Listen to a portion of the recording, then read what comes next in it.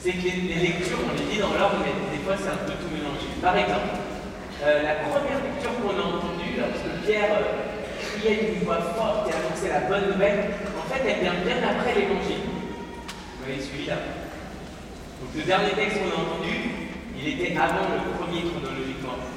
C'est-à-dire que le jour de la résurrection, Pierre, il regarde ça, il fait « c'est quoi ce mythe ?» Parce qu'en fait, il ne peut pas comprendre que quelqu'un ressuscite. C'est impossible, c'est improbable, insoupçonnable. Et il est complètement dans l'expectative, c'est-à-dire qu'il ne sait pas quoi penser. 50 jours après, non mais il a le feu en lui, quoi. Il va voir les gens, et je vais vous annoncer une bonne nouvelle, Jésus est ressuscité. Qu'est-ce qui s'est passé entre les deux? Comment il a pu faire pour passer des réticences de la foi à une assurance? Et vous savez, en fait, ça c'est la force des témoins. C'est ceux qui nous stimulent dans notre foi ou parfois dans notre éloignement de la foi. Par exemple, il y a les témoins, les premiers témoins sont ceux qui ont vraiment vu Jésus ressuscité. Donc eux, ils avaient beau avoir des doutes, ils l'ont vu, et évidemment, leur vie a été complètement chamboulée, transformée, renouvelée. Et puis il y a d'autres témoins, peut-être que vous en avez rencontré, c'est ces personnes, quand on est en leur présence, je sais pas, c'est comme si tous les mots de Jésus, les paroles de Jésus, ce qu'il a vécu, ça devient comme évident. Quand on est avec eux, il y a quelque chose qui se passe, on est en paix, ça se passe bien. Et puis il y a d'autres témoins aussi, c'est comme les anges de l'évangile. Ils ne sont pas forcément habillés en blanc. Par contre, on reconnaît leur message. Un message de paix, un message de réconciliation, d'espérance, une parole capable de nous relever. Voilà, c'est par les témoins par ces témoins qu'on comprend, nous aujourd'hui, on est tous appelés à une rencontre personnelle avec Jésus vivant. Et si vous êtes venus dans cette église, c'est pour ça. C'est vraiment besoin d'être là. Je sais pas qui c'est plus longtemps, je ne sais pas. Voilà, on a la chance d'avoir des témoins qui nous révèlent une chose complètement étonnante. C'est que non seulement Jésus nous fait participer à une vie nouvelle pour être des témoins convaincus, mais en plus, on a un juge qui nous sauve. Et ici, Saint Pierre, vous voyez, comment est-ce qu'il a fait pour changer, pour devenir un témoin alors qu'il doutait? Vous savez ce qui s'est passé dans sa vie? L'Esprit Saint est arrivé. Quand l'Esprit vient en nous, ça change tout. Hier, 8 adultes ont reçu le baptême. Quand on reçoit le baptême, c'est comme ce qui va se passer pour Louise, Odile, Dimitri et Baptiste. Peut-être ça vous est arrivé dans votre vie, le baptême. Quand on reçoit le baptême, on reconnaît qu'on est l'enfant de Dieu, on reconnaît que Dieu est notre Père. On a envie d'avoir une vie d'enfant de Dieu. Mais quand on est confirmé, qu'on reçoit l'Esprit Saint, c'est plus pareil. On participe à son œuvre.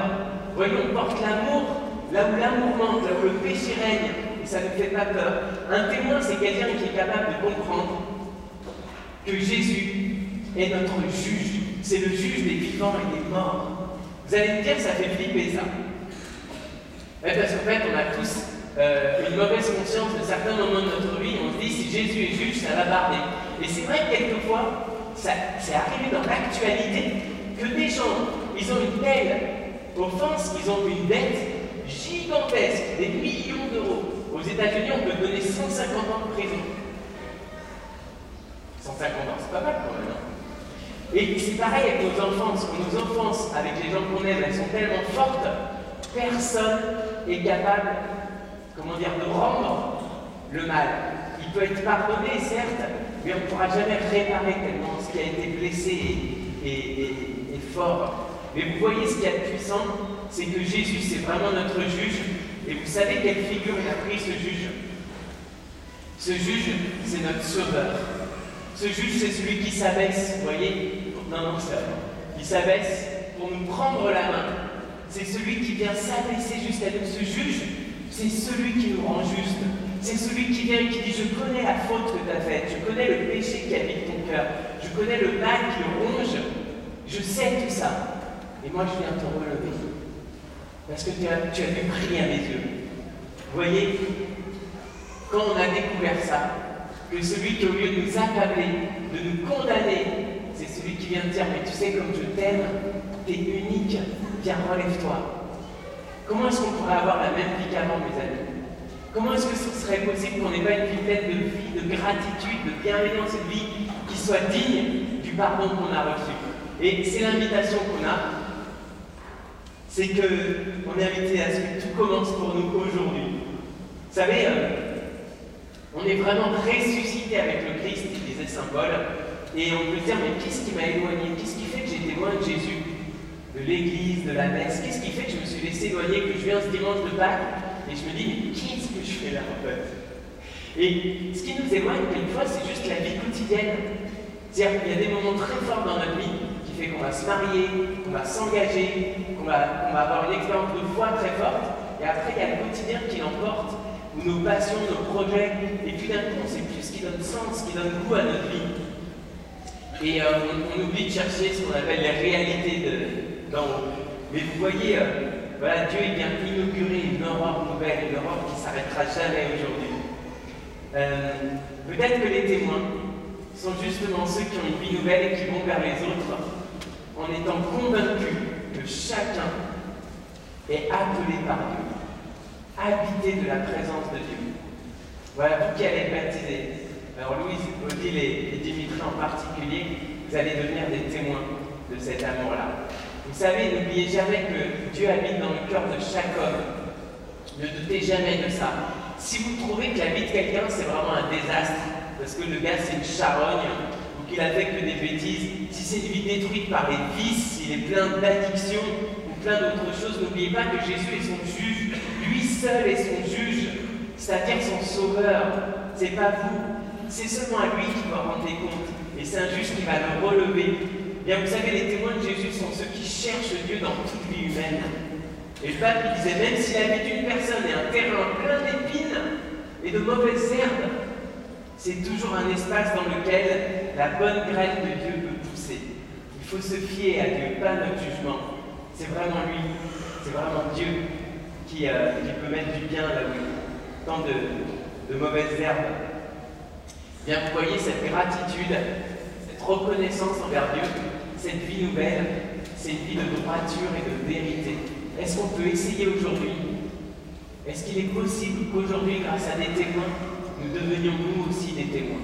Qu'on puisse se dire, j'ai envie d'être vrai, j'ai envie de vivre en vérité, j'ai envie de vraiment accepter ce pardon de Dieu, cette vie nouvelle de Dieu, pour vivre une vie droite, une vie qui honore sa présence. Si Dieu il a voulu vivre comme nous, pourquoi est-ce que nous ne voudrions pas vivre comme lui?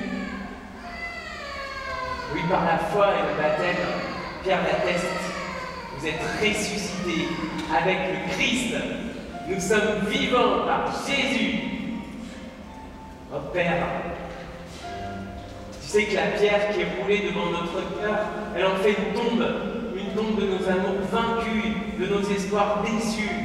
Mais toi, tu envoies ton Esprit Saint pour rouler cette pierre, pour ouvrir nos cœurs, pour donner un sens, une vie nouvelle à nos relations, à nos engagements, à toute notre vie. Jésus le Christ, toi le vivant, toi qui es ressuscité, habite mon cœur. Alors, plus jamais la mort n'y aura de place.